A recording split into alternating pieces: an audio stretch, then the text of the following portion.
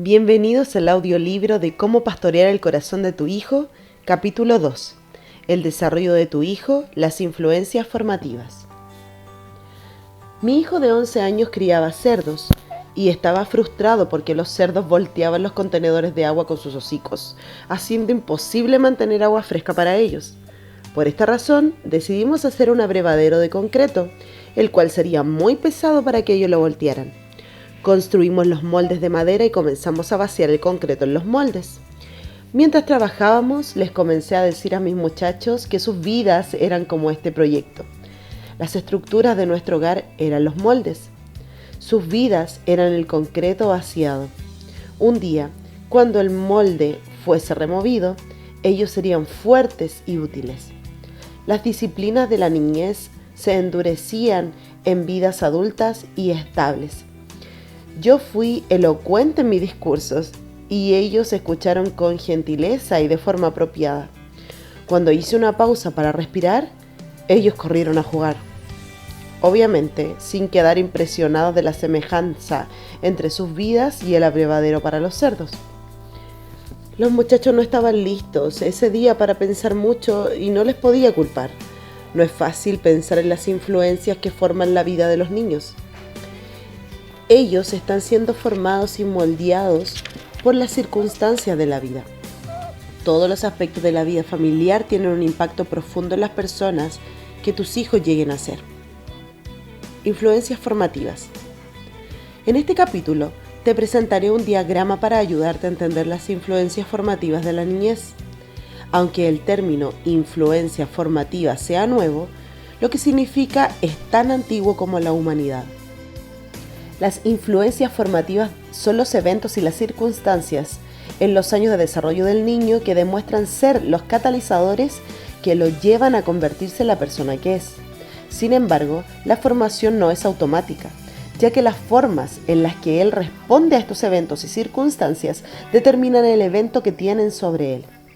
Hay una base bíblica para reconocer las implicaciones permanentes de las experiencias infantiles. Los pasajes más importantes en el trato de la familia, Deuteronomio 6, Efesios 6 y Colosenses 3, proponen estas implicaciones. Las Escrituras demandan que prestemos atención a las influencias formativas. La persona que tu hijo llega a ser es el producto de dos cosas. La primera es su experiencia de la vida y la segunda es cómo reacciona a esa experiencia. El primer diagrama tiene que ver con las influencias formativas de la vida. En el próximo capítulo, introduciré un diagrama que trata de la respuesta del niño a esas influencias. Las circunstancias de la vida no solo actúan sobre él, sino que él reacciona a ellas. Él responde de acuerdo con la orientación de su corazón hacia Dios. Comprender estos diagramas te ayudará a saber dónde tu hijo necesita estructura y pastoreo. Las flechas en el diagrama siguiente, ver figura 2, representan esas influencias formativas. Estas influencias, las cuales están dentro y fuera del control de los padres, vienen al niño y afectan su vida poderosamente. La estructura de la vida familiar. ¿Es la familia una familia tradicional? ¿A cuántos padres está expuesto el niño? ¿Es una familia de 2 o 3 generaciones? ¿Están el padre y la madre vivos y funcionando en el hogar? ¿Cómo están estructurados los papeles de la crianza? ¿Hay otros niños o está la vida familiar organizada alrededor de un niño? ¿Cuál es el orden del nacimiento del niño? ¿Cuál es la relación entre los niños? ¿Qué tan cercanos o distantes están ellos en términos de edad, habilidades, intereses y personalidades? ¿Cómo se mezcla la personalidad del niño con la de los otros miembros de la familia? Sally y su esposo vinieron buscando consejería. Ellos eran recién casados y estaban enfrentando ajustes difíciles. Uno de los obstáculos más grandes para Sally era que su esposo no organizaba su vida en función de ella. Ella era hija única y aunque sus padres no la malcriaron dándole muchas cosas, hicieron de sus necesidades una prioridad. Ella se sentía poco amada porque su esposo no tenía su vida estructurada en función de los deseos de ella. Su vida familiar de niña había formado profundamente sus necesidades y lo que esperaba de su marido. Los valores familiares. ¿Qué cosas son importantes para los padres? ¿Qué vale la pena y qué pasa desapercibido? ¿Son personas más importantes que las cosas? ¿Se molestan los padres por un hoyo en el pantalón o por una pelea entre compañeros de clase? ¿Cuáles son las filosofías e ideas que el niño ha escuchado? ¿Es este un hogar donde los niños se ven pero no se escuchan? ¿Cuáles son las reglas explícitas e implícitas en la vida del hogar? ¿Cuál es el lugar de Dios en el hogar? ¿Está la vida organizada en función de conocer y amar a Dios o está la familia en una órbita diferente a esa? Cuídense de que nadie los cautive con la vana y engañosa filosofía que sigue tradiciones humanas, la que va de acuerdo con los principios de este mundo y no conforme a Cristo. Colosenses 2:8. La pregunta que debes hacer es: ¿se basan los valores de tu hogar en la tradición humana y los principios básicos de este mundo o en Cristo? Recientemente le pregunté a un chico de 10 años qué cosa le pondrá en graves problemas: romper un florero valioso o desobedecer un mandato claro de sus padres. Sin titubear por un momento, dijo que romper el preciado florero. Este chico ha aprendido cuáles son los valores del hogar y percibe un valor implícito que dice que los floreros valiosos son de mayor importancia para sus padres que un muchacho desobediente. Estos valores se basan en filosofías huecas y engañosas. Hay otros aspectos de los valores familiares. ¿Cuáles son los límites dentro de la familia? ¿Dónde se guardan los secretos y dónde se dicen? ¿Son las relaciones con los vecinos instintivamente abiertas o cerradas? ¿Qué tan altas son las paredes alrededor de la familia? ¿Por dónde se puede penetrar en esas paredes? Algunas familias nunca dirían sus problemas a familiares, pero le contarían todo a un vecino. Otras llamarían a un hermano para pedirle ayuda, pero nunca a un vecino que está cerca, contrario al consejo de Proverbios 27:10. Algunos niños crecen sin saber cuánto dinero gana el padre, mientras que otros saben el balance de la cuenta en cualquier día. Algunos padres les esconden secretos a sus niños y algunos niños comparten secretos, pero no con sus padres. A veces la madre y los niños le esconden secretos al padre y a veces el padre y los niños le esconden secretos a la madre. Cada familia ha establecido límites familiares. Quizás nunca se han discutido ni se han considerado, pero existen. Los roles familiares. Dentro de la estructura familiar hay roles que cada miembro de la familia debe jugar. Algunos padres están involucrados en todos los aspectos de la vida familiar y otros están muy ocupados y alejados de las actividades familiares. Algunas cosas sutiles, tales como quién paga las cuentas o quién hace el horario familiar, dicen mucho acerca de los papeles en la familia. Los niños también tienen un papel que jugar dentro de la familia. Sé de un hogar donde a los niños se les demanda ponerle las medias y los zapatos al padre porque es muy obeso y es difícil que él lo haga por sí mismo. Como él es rudo y cruel en la manera que demanda este servicio, los niños están siendo formados por medio de declaraciones tajantes sobre su lugar en la vida familiar. La resolución de conflictos familiares. Cualquier persona que da consejería matrimonial puede testificar del poder de la influencia familiar en la resolución de problemas. ¿Sabe la familia cómo hablar acerca de sus problemas? ¿Resuelven los miembros de la familia los asuntos o simplemente se alejan de ellos? ¿Se resuelven los problemas por principios bíblicos o por la fuerza? ¿Usan el lenguaje no hablado como darle al ofendido una docena de rosas para resolver conflictos? Proverbios 12, 15, 16 dice: al necio le parece bien lo que emprende, pero el sabio atiende al consejo. El necio muestra enseguida su enojo, pero el prudente pasa por alto el insulto. ¿Un niño es formado para ser un necio o un hombre prudente y sabio mediante las influencias formativas del hogar? Sammy se enojaba y huía de la clase de preescolar cuando no le gustaba lo que estaba ocurriendo. El profesor llamó a los padres para tener una reunión. El padre de Sammy se frustró durante la reunión y abruptamente dejó el salón. El profesor pudo comprender mejor por qué Sammy se comportaba de esa manera. La respuesta de la familia al fracaso. Un asunto formativo que se relaciona con esto se refiere a cómo los padres se enfrentan al fracaso de los hijos. La niñez está llena de intentos torpes y esfuerzos fallidos. Sin duda, los niños, al aprender a manejar las habilidades necesarias para vivir en un mundo sofisticado, van a cometer errores. Lo importante para nuestro propósito radica en cómo se tratan estos fracasos. ¿Se les hace sentir como tontos? ¿Nos burlamos de ellos por sus fallos? ¿Se divierte la familia a expensas de un miembro de ella? Algunos padres muestran una habilidad sorprendente para ver fracasos como algo digno de alabanza.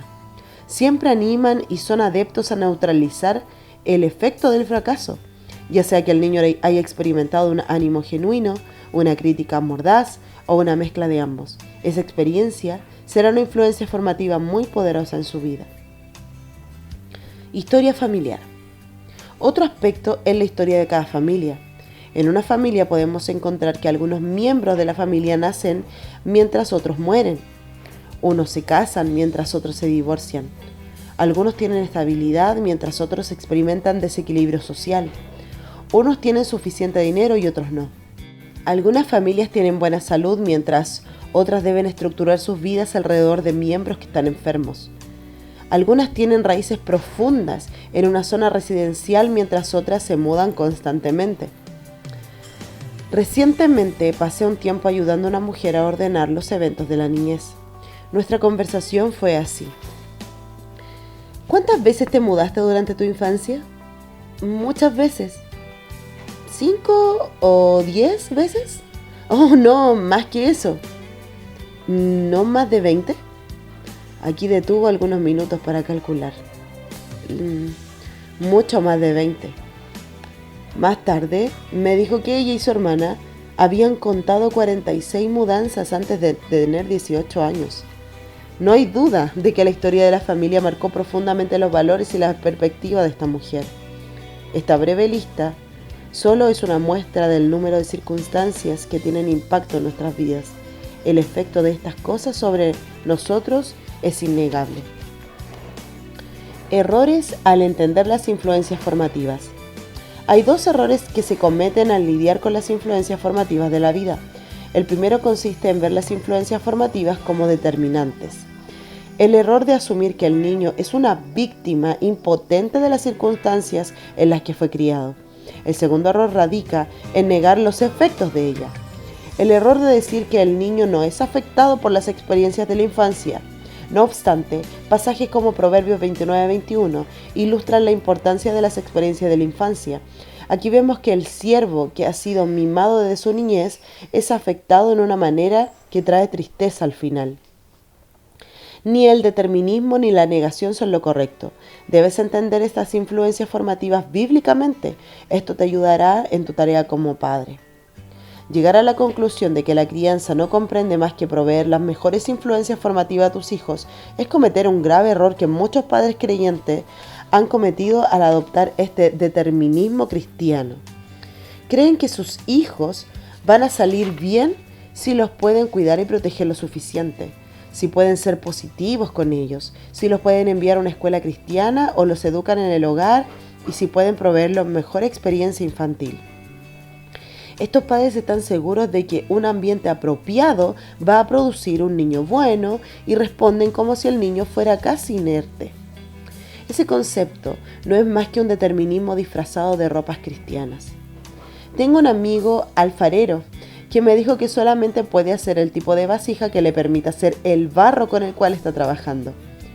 El barro no es pasivo en sus manos, sino que responde al alfarero.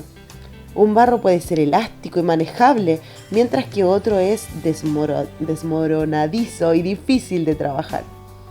Su observación provee una buena analogía.